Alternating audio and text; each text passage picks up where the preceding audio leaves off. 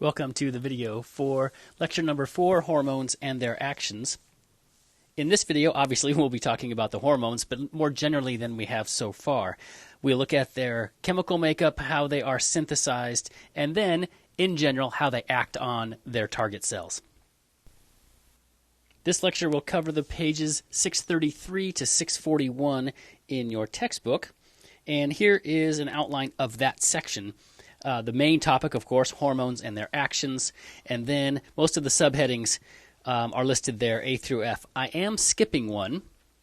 I've decided not to cover hormone secretion. So that's 17.4C in your textbook on 636. You can skip that. And that's shown here in my outline where I have left it out. So let's jump right ahead to chemistry, and in this section on hormone chemistry, we'll basically look at some of the properties and their classifications. There are 3 general classes or chemical classes for hormones, and they're listed here: steroid hormones, peptide hormones, and what are called monoamines. Steroid hormones are derived from cholesterol. Cholesterol, of course, is a lipid, so these are lipid molecules. I'll put here lipids from cholesterol, and of course, because they are lipids, they are also hydrophobic, which means they don't dissolve in aqueous solutions, and that will affect the way they are both transported and how they activate their target cells, which we'll talk about in the next several minutes. The second class, the peptide hormones. As the name suggests, these are peptides. They are made from amino acids, and so of course they will be synthesized according to the DNA sequence on the gene. The third class is called the monoamines. These are made from amino acids, specifically tyrosine and tryptophan, and they retain one of the amino groups, hence the name monoamines. So that's basically an overview of the hormone chemistry. I will not have you know or memorize which hormones fall into which category here. That's beyond what we need to understand. We'll just look at some of the chemistry that goes on with these 3 hormone classifications, chemical classifications.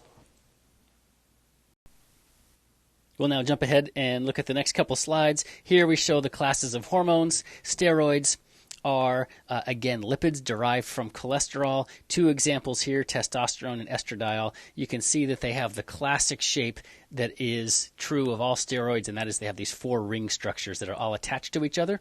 And what differs, of course, then are the side chains coming off the different parts of the molecules. Monoamines are shown here. They have an amino group. Thyroxine, that's the thyroid hormone, is on the top. Epinephrine, which comes from the adrenal medulla, is on the bottom. And then an example of the peptides here, oxytocin and insulin. So these are made from amino acids. In the next figure, we see 2 more examples of peptide hormones, oxytocin again, and then antidiuretic hormone. And we see how similar those are, only 2 amino acids that are different. So that brings us to our second topic, which is hormone synthesis. And we can just say right from the start, I'll try to write this in, all hormones are made from either cholesterol, and we already know this one, or amino acids.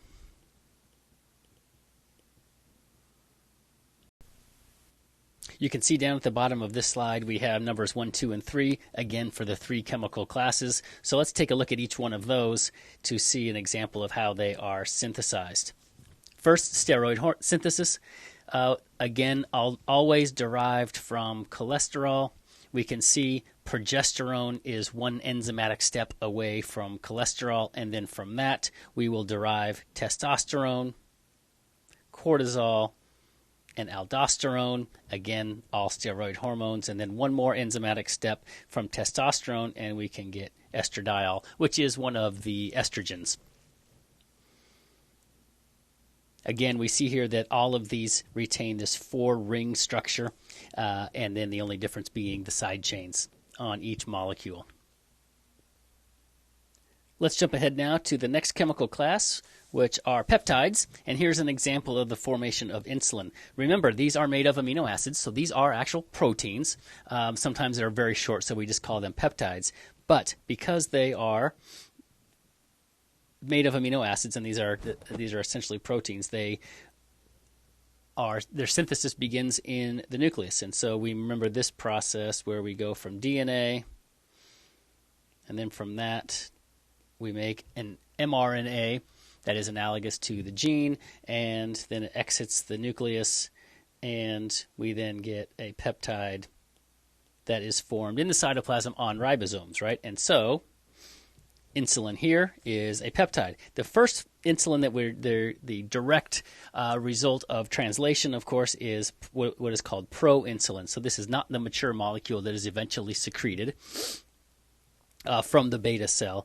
Instead, proinsulin is made, and then it enters the Golgi, because remember, this is going to be secreted. So it is first made on the rough ER. The ribosomes, as they are translating, are inserting the growing peptide chain into the ER, and the vesicles then transport it to the Golgi. The Golgi then will modify this. We'll get rid of these 4 amino acids in purple, and then we are left with 2 chains. The red chain is called the connecting peptide, more typically called C-peptide, and then the insulin molecule itself. And you can see there are 2 separate chains of insulin, and they are bound by, these are called disulfide bonds. And these then, C-peptide and insulin, are secreted together into the blood. And so this would be an example of all of the peptide hormones. They'll be synthesized in a similar way. So let's move on now to the monoamines. And this one is the most complex of the 3 classes. And this example here will be thyroid hormone. And remember, they are synthesized from amino acids, tyrosine or tryptophan. In this case, we're going to look at the involvement of tyrosine. So let's go over the steps of thyroid hormone synthesis, and I'll just go through the numbers. This is also described in your book. First, let's orient ourselves to the figure. At the top left, we can see a thyroid follicle that's labeled here. These are the follicular cells that define the edge of the follicle, and of course, right adjacent to that, we're going to have a capillary that's going to be delivering blood. This box is then expanded right here into the rest of the figure. So here's our capillary bringing, in this case, iodide, an ion, or the iodine atom. And here we have our 4 follicle cells sitting side by side at the edge, outside edge of the follicle.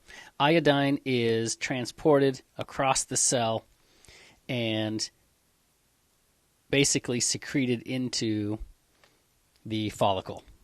At the same time, now we're going to number 2 over here to the cell on the right. All of these cells are producing a protein called thyroglobulin and secreting the thyroglobulin into the center of the follicle. Thyroglobulin is a fairly large protein.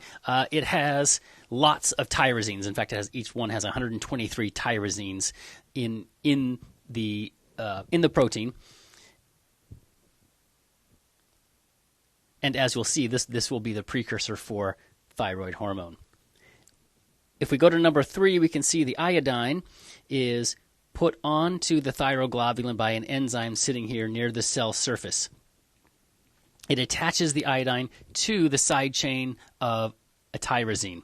And we can have 2 possible products here. And this is shown in the upper right, panel B of this figure. We can end up with what is called MIT, monoiodotyrosine,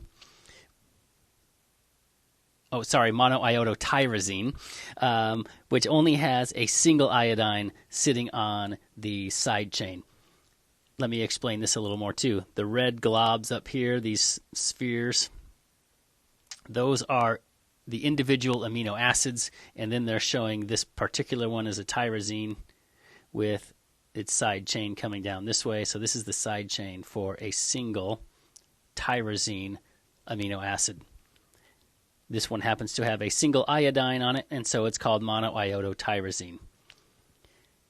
A neighboring portion of the molecule, as it folds back on itself, this side chain now is in close proximity to the first one. It is called diiodotyrosine, or DIT, because it had the enzyme placed 2 iodines on its side chain. If we now look at the lower right picture of, or part of this diagram, this is panel C, we can see that these 2 tyrosine side chains, once they're close together, they'll actually bind to each other, and we can see this O, this oxygen bond in the middle, oxygen atom in the middle, and the bond that connects those 2 side chains. One of them will disconnect from the thyroglobulin molecule, but they'll still stay attached. Then we move to number 4. When the thyroid gland receives the signal from thyroid stimulating hormone, of course, that comes from the anterior pituitary, through endocytosis, it will take in the thyroglobulin protein. It will process it and actually cut off each of these residues. This one is labeled T3 and this one is T4. Why? Because this one has 3 iodines and this one has 4 iodines. Note what has happened here. The tyrosine residue has been removed from the thyroglobulin protein. So the original amino acid is shown here, where we have our central carbon, we have our carboxyl group, carboxylic acid, and we have the amino group there, the H, and then the side chains are down here. So it's basically a modified tyrosine amino acid. That is, it's a tyrosine with 2 of its side chains and then a couple iodines, or either 3 or 4 iodines added on. Now we get to number 5, the T3 and the T4. So remember, this is about 90% T4 and 10% T3. They are released from the follicle cells. They'll enter the capillary, and they'll then bind to some proteins. We'll talk about that in a few minutes. And now that's the thyroid hormone has entered the bloodstream, and then it can go act on its target cells. That brings us to our next section, which is hormone transport. Not much to say here except that some hormones are transported through the bloodstream, bound to what we would call carrier proteins or transport proteins, while some of them remain free. And so we have basically 2 populations of hormones. We have a bound versus what is called free, or sometimes unbound, but typically free is the terminology you'll see. Bound versus free. If a hormone is bound to a carrier protein, that means it's a larger complex for one, and also a carrier protein can help increase its half-life. That is, it'll last longer in circulation. This is typically the case with the hydrophobic hormones, the lipids, the steroids, and also thyroid hormone is an example. The free hormones are hydrophilic, that is, they have no problem dissolving in blood plasma, and so they don't need a carrier to transport them. It turns out that I just mentioned that thyroid hormone, when it enters the bloodstream, binds to transport proteins. These are called thyroxine-binding globulin, or TBG, and it's just one of the many examples of transport proteins. Another really common one is albumin, because it is the most common plasma protein. There are lots of the hydrophobic molecules that will bind to albumin, and so albumin acts as a really common transport protein. That brings us to sort of the other side of the coin. We've talked about hormones, their classes, how they get released, how they get synthesized. Now let's look about how they act on their target cells. An interesting thing to think about is that hormones, once they're released into the blood, essentially have access to every cell in the body. However, they can only have an effect on the target cell if that target cell has a receptor for the hormone.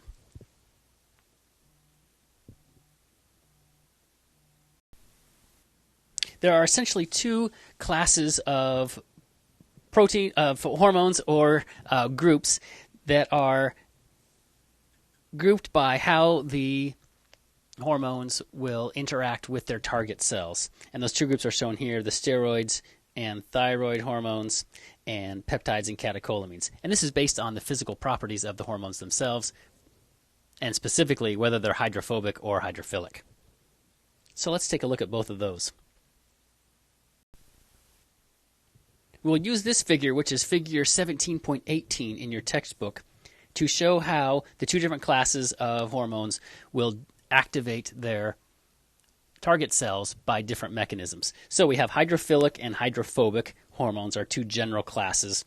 Let's start with the hydrophobic ones, the steroid hormone, which is shown here. These are, of course, are lipids, so they are hydrophobic. They'll typically be bound to transport proteins in the blood, but then they will separate from the protein and enter the extracellular fluid and then encounter their target cell. Because these are lipids, they can pass right through the plasma membrane. Remember, the plasma membrane is mostly made up of phospholipids. They like that lipid environment. They can easily squeeze through the fatty acid tails and then into the cytoplasm. Here they will either find a receptor in the cytoplasm itself, or sometimes they'll go straight into the nucleus. And here that's showing this hormone receptor is right in the nucleus itself.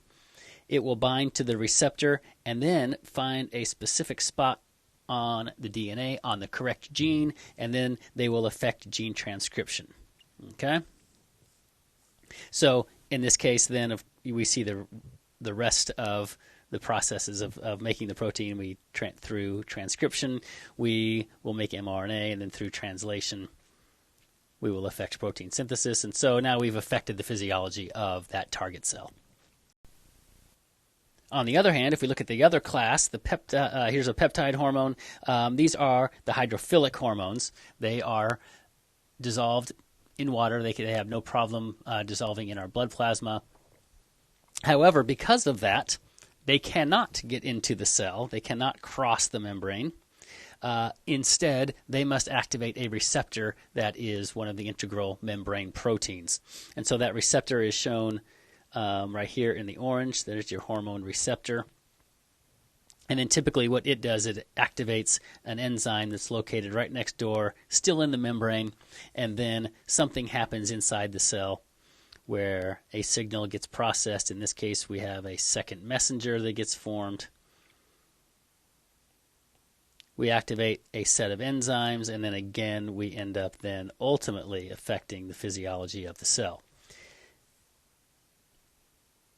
So the hydrophilic hormone, remember, it cannot cross the membrane, and so it has to use a receptor. And we'll talk about some of the mechanisms by which these receptors work, and that'll be the next couple slides. The first mechanism that we'll look at is the cyclic AMP system, or the cyclic AMP second messenger system. This is one we've seen before back in AMP1. If we look at the diagram, we can see first, these are the hormones that will typically use or activate cyclic AMP in target cells. We don't need to know that. Just you'll need to generally know this is one of the mechanisms that hydrophilic hormones will use to activate a target cell. So if we look at the process, the red triangle here at the top at our number 1 depicts the hormone binding to the receptor that's on the cell surface. Because, of course, the hormone is hydrophilic, but it cannot get through the plasma membrane. The receptor then activates a G protein. It's called a G protein because it can hydrolyze GTP. This activated G protein then moves next door and activates then an enzyme. This enzyme right here is called adenylate cyclase. Adenylate cyclase splits ATP and makes it into cyclic AMP, which is here. And cyclic AMP is the most common of the second messengers, and it was actually the first one discovered. Then cyclic AMP here is now, it's called the second messenger because, well, the hormone was the first messenger, and now cyclic AMP is essentially taking the place of the hormone, but now, of course, the signal is inside the cell. Cyclic AMP then will activate a set of kinases. A kinase is an enzyme that removes a phosphate group from a molecule, right? And then it becomes activated, and the kinase will then activate a set of enzymes. We now have these activated enzymes, and they will act on whatever their substrate is, whatever their target is, and then ultimately we'll end up with various metabolic effects depending on which cell gets activated. And so that's in general the cyclic AMP system, right? So we have a receptor, a G protein, adenylate cyclase, and then the production of cyclic AMP.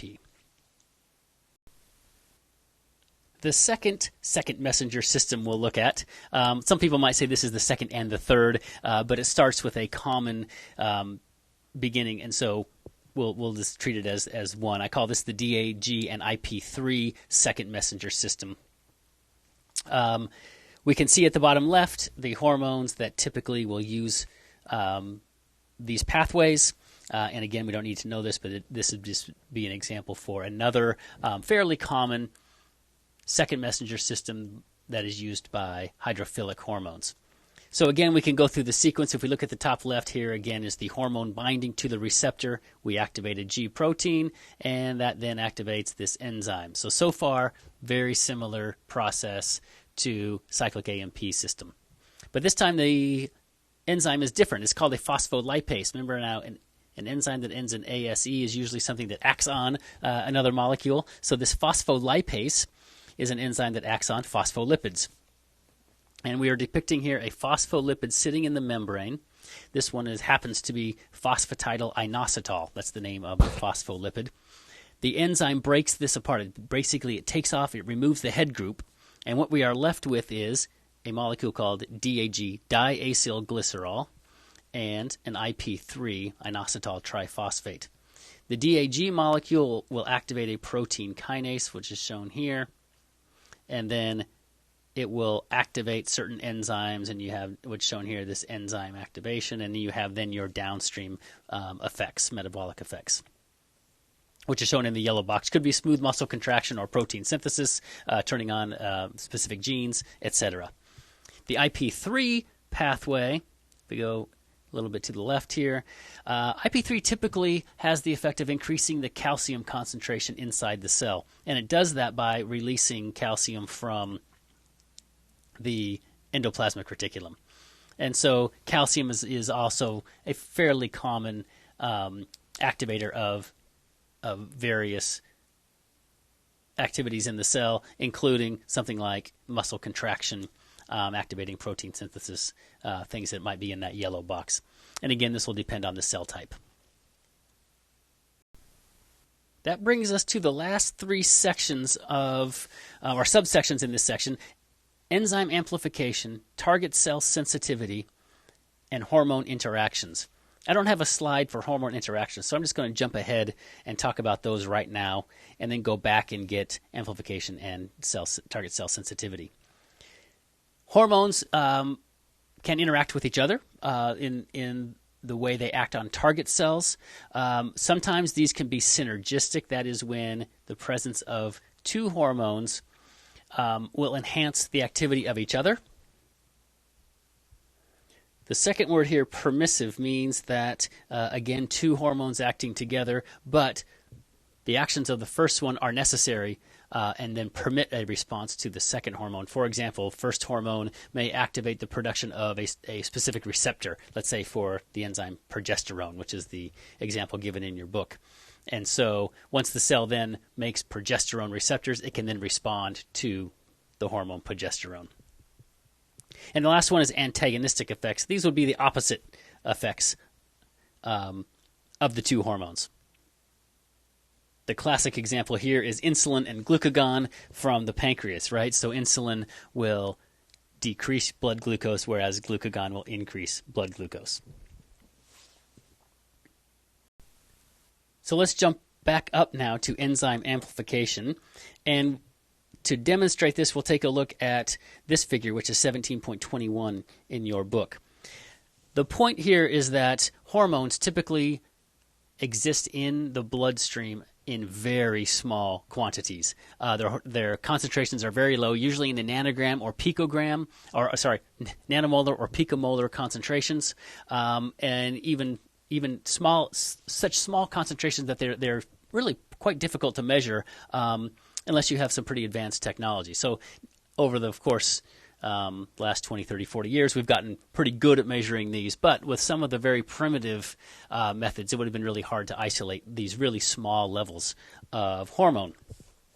The point here, we can see from the figure, if we look at the top, we see what is essentially a small stimulus, that is a small concentration, I'll just put here, a very low concentration of the hormone.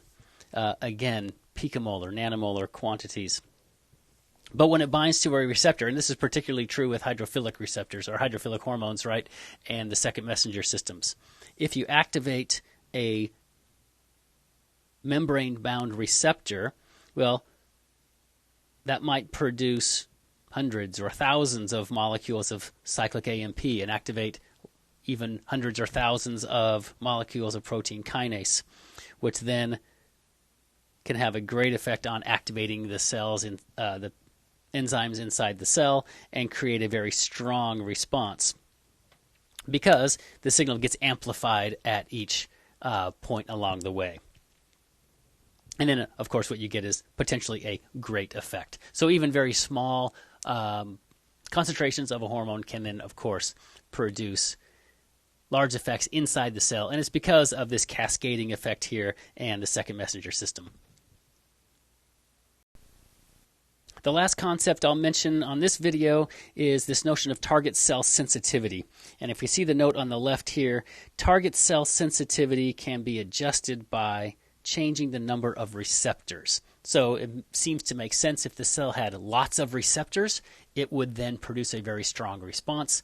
If it had a very low number of receptors, the response to the hormone would then be less or quite weak.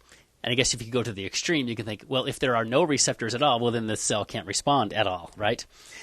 Two concepts to think about here. The first one is upregulation, and the other one's downregulation, which we'll get to next. Upregulation is when a cell can modify its response to get stronger by producing more receptors. And so what we're showing here is that a low receptor density, so there are just a few receptors on the surface of this cell, may not be giving the cell the response that it expects.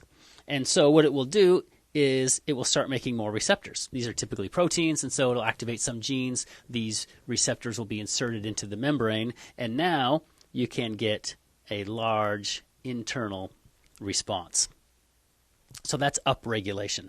Downregulation, panel B, would be the opposite. You have lots of receptors, and wow, the cell is being stimulated too much. Its activity is too high, and so what the cell can do then is take these receptors, internalize them. And now, of course, you've reduced the response of the cell because now you're essentially, the cell becomes less sensitive to the hormone concentration out in the extracellular fluid. So that concludes our lecture for hormones and their actions. I'll leave you with some questions here. Again, this is pages 633 to 641. And then basically your study guide questions to go over right there. And then actually not so many vocabulary words this time. But that'll get you through Friday. I will also leave a video up to introduce the topic for Monday's lecture, endocrine disorders.